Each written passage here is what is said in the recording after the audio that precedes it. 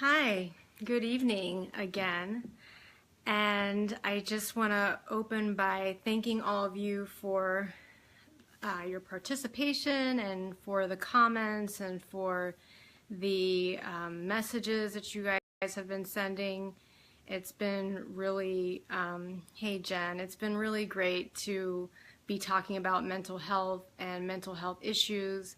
And I love that we're talking about it in an open way without the stigma. And it's really just been so illuminating to see the different ways that that we can take care of our mental health in a way that's better. I'm not going to even say all the ways that mental illness exists because that's talking about it in a stigmatized or like in a problematic way. So I really love the conversations that we've been having and you guys have been sharing and participating with me about.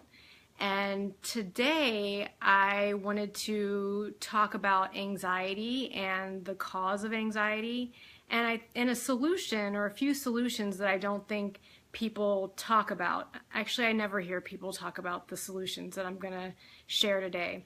So if you are out there and you have experiences with anxiety, I would love to hear from you, and I would love to, talk about those specific issues. If anyone wants to share their experience with anxiety, I would love to be able to talk and address those live on this chat. So I'll begin by just sharing Kevin Love's article on his own experience with anxiety and panic, and how he shared that mental illness is invisible, and that even though he was going through some challenges and even it resulted in him not being able to play or perform, he said he had shortness of breath, he knew that something was off, that he didn't feel like he could talk about it. And so the question that I want to ask is, if you've suffered with anxiety, and I know that actually the last statistic I read is 63% of the population suffers from anxiety. So I'm curious about what people think. If it's so much of a problem, why is it that people are suffering in silence? Why is it that nobody talks about it? Hey Kyle, it's good to see you, long time.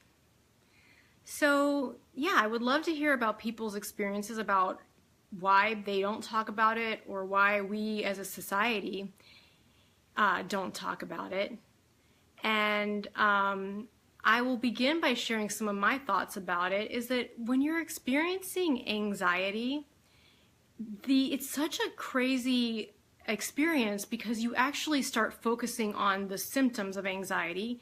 So it actually makes you focus on the physiological symptoms. So the symptoms of anxiety can be heart racing, tightness in the chest, not feeling like you can take a full breath.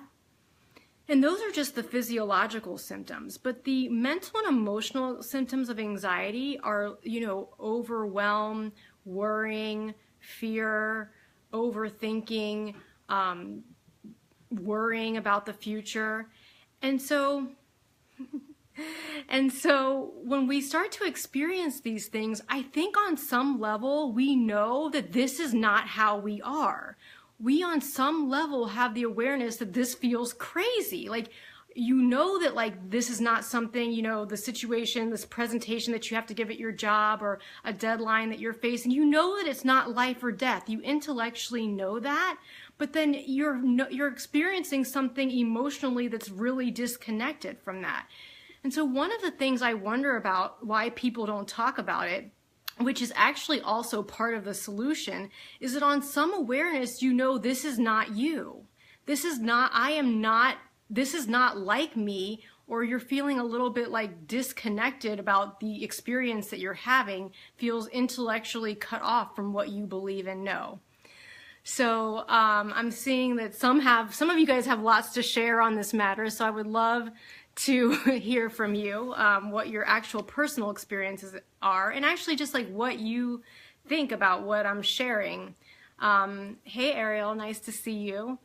So as I was saying, that part of what the anxiety is that the solution is in the symptoms. So I love anxiety and I love working with people with anxiety because it's one of the few, I'm about to use the word disease, it's one of the few imbalances where the body and the mind are so clearly communicating about each other and with each other. So anxiety is something that starts in the mind, or you could say it starts in the body, but the symptom is that it's almost like it physiologically will create physiological symptoms that are signs that your body's telling you something's wrong, like red flag, like, send in the help squad. And then your mind responds to those physiological symptoms by thinking, oh my God, something's wrong. And then like all those mental thoughts catch up with what's going on physiologically. So it's a really, it's like a runaway train where you can easily both mentally, physically, and emotionally get off onto this train of anxiety that is actually not having anything to do with who you are or what you actually need in that situation. So talking about the mind-body connection and the awareness that I think part of the reason people don't talk about anxiety is they have the awareness, this is not me. And so being able to use this information that anxiety is telling you, I think that anxiety is actually trying to tell you something about yourself. And we just get so focused on the symptoms that we can't know what our actual needs are or what our body is trying to communicate. So I'm getting some I'm getting some agreement with that, and that Kyle has shared that, but nothing is actually wrong. So I really like that. Hey, Mark, it's nice to see you. So yeah, that nothing is actually wrong. So we get focused on all of these symptoms and we actually start, I love that anxiety just not only distracts us, it makes us think that something's wrong, and it distracts us from what is actually meaningful to us. And so I am just so curious about why we would have created, this is a human disorder, why we as humans, as Americans, as a society, as a people, why is this something that has come about in our culture? And if you think about how many people have it, so the idea that nothing is actually wrong and that this disorder comes, yeah, pharma. That's crazy. Yeah, totally. Oh my God, totally. Yes, that's crazy to think that. But yes, the pharmaceutical companies would really benefit and do really benefit from us convincing us that we're sick and that something's wrong. And not only can we not talk about it, but then it's supporting this culture where nobody talks about it, which is the thing that would probably help. And then we just suffer in silence, think it's really bad, think it's a secret, squash it down, and then we medicate ourselves about it. So yeah, I can see how the pharmaceutical company is definitely benefiting from this. But so let's try to redirect this conversation and what we're doing in response to our own anxiety. And I just remind you, I think the stats of 63% of the population that suffers from anxiety, I definitely think it's more than that.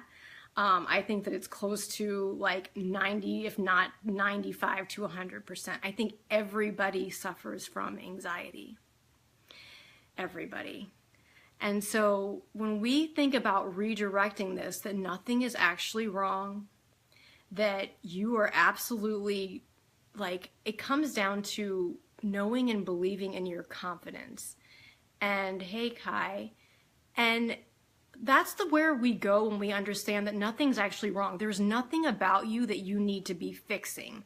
And if you could stop directing your energy into things that need to be fixed about you, then you have to put your energy into what comes from when you really, truly, and radically accept that you are just fine, just as you are. You have enough, you do enough, and you are enough. One of the teachings of the Dharma, but it's just so helpful to remind ourselves of that, because when we don't have that, that's when anxiety can come visit us and get us all focused on something else that's trying to take us away from actually living from our truth. And the truth is that you are absolutely 100% worthy of love, and you are absolutely 100% lovable just as you are, without fixing yourself, without trying to make yourself better, without doing self-improvement work. You are absolutely 100% lovable just as you are, and as imperfect as you are.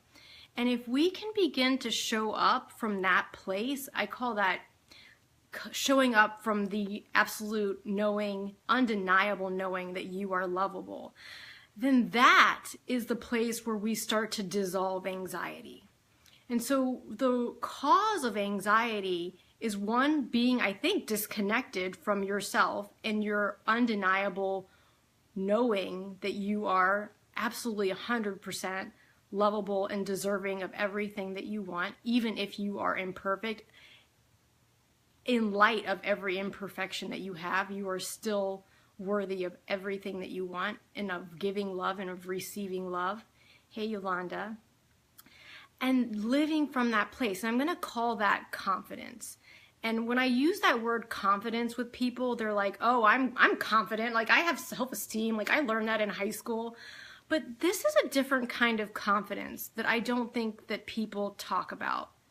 So being confident in the way that I'm talking about now is about living from your lovability, from your truth, and having every action, every word, every thought, and every emotion coming from that place, and expanding that out to your connections and your relationships with other people.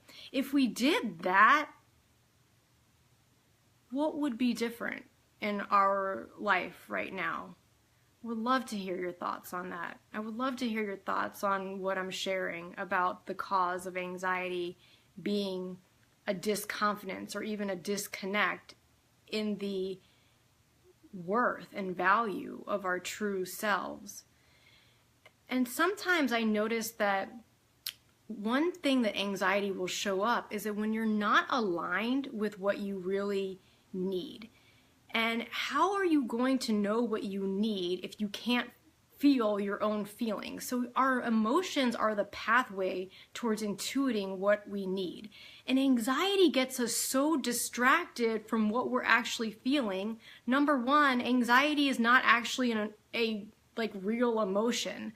Anxiety is a symptom, and underneath the symptom of anxiety, you'd probably realize you have other feelings, you have other emotions. And when you start to pay attention and listen to those emotions, not just react to them, don't kick the dog, but just listen to what the emotions are trying to tell you about what you need, then you can start living your life in alignment of meeting those needs, not just yourself, but by asserting those needs in your relationships with other people. And so I heard somebody say today, I'm really confident. And then also right after that shared, but I don't let other people help me, or I don't involve other people in my challenges. So this is exactly the challenge that I think Kevin Love was talking about. The culture of suffering alone, and that if we have problems we can't share, and if we're imperfect it's bad and we should keep it to ourselves. That's a sickness. It is not you are not a confident person if you cannot share your imperfections with anybody else, or that you can't get help from other people. That's not true confidence. True confidence means that you can allow yourself to be imperfect. And so I'm hearing Kyle, you're just saying that you like the idea of dissolving, and and that's maybe the right way to talk about it. So I want to say more about that anxiety is a superficial surface emotion, and when you can allow yourself to really listen to the anxiety, it's going to dissolve and you're going to feel something else. There's going to be another emotion under that, and that other emotion might be disappointment. It might be frustration, it might be sadness, but whatever that emotion is that it dissolves into, if you allow yourself to feel that feeling too, that emotion is probably going to dissolve and it's going to become something else. And you're going to keep doing that until you get to probably feeling better. And so the highest vibration emotions that we can experience are love, joy, compassion, excitement. I've said that before. And so when we can allow ourselves to actually feel our feelings and stop resisting every emotional experience that we have in life, that's when we can start to metabolize life. You cannot metabolize and progress and move forward in life while you're clamping down and not feeling your feelings. If you're resisting your emotions, you create resistance in your life. And when you create resistance in your life, you cannot move towards the purpose that your spirit wants for you. And so in my regular work with people, I don't often bring up spirit in relation to anxiety, but since this is my Facebook page and I can do what I want, I'm going to actually say that one of the reasons I think that people often suffer from anxiety is because they are not connected or connecting in that moment to that part of themselves that knows their true worth. And we as a people are very disconnected from the part of ourselves that knows our true worth. So I'm going to use the word source, I'm going to use the word spirit, I'm going to use the word God, or use the word divine self to infer what that connection is. But when anxiety happens, it is a sign to you that something in your body knows your true you and knows that you're getting disconnected from it. The rub is that it makes you try to focus on something else. So the thing that I want to leave you guys with today is that even though anxiety is telling you to look out and to focus on the symptoms and to distract yourself from everything that is within you, to continue to try to look in. Look in, because that part of you that knows your true worth, that knows that you have enough, you do enough, that you are enough, and that you are absolutely 100% lovable just as you are, that is in there. And when you can tap into that and start living from that truth, your life will evolve and your relationships will shift. And that is the truth. So I would love to hear what you guys think about what I shared. Please share this with other people that you know would like it, or even if you know would not like it, just share it. Share the love. Love is the vehicle for which all manifestation and abundance happens. So I look forward to connecting with you guys more about this. Please inbox me or comment about more things that you'd like to hear about. If you're in DC, I start my meditation class tomorrow with my great friend Hawa. And meditation is one of the greatest practices for intuiting what's underneath anxiety and any other symptom that we're having. So I'm really excited to be sharing this practice with my community here in DC. Let me know if you guys have any questions about that, and I will look so forward to seeing you guys again soon. Thanks so much.